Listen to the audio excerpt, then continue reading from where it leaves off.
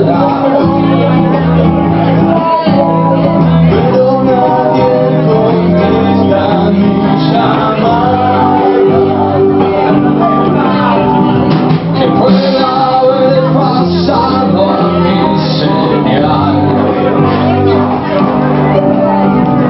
¿Será que me he quedado sin hora?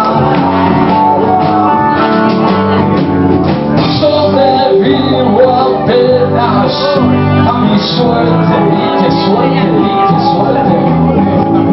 Déjalo de brillar de mi mente. Se me ha mostrado otra lección.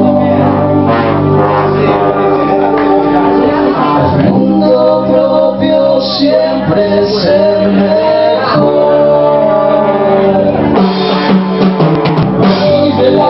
Debilitando lentamente, lentamente.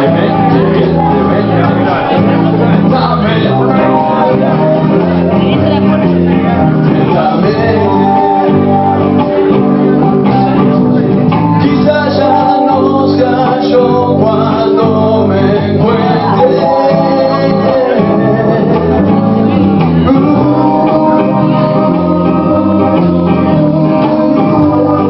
Así, todas las palmas para los carpinteros del Zodíaco, señores.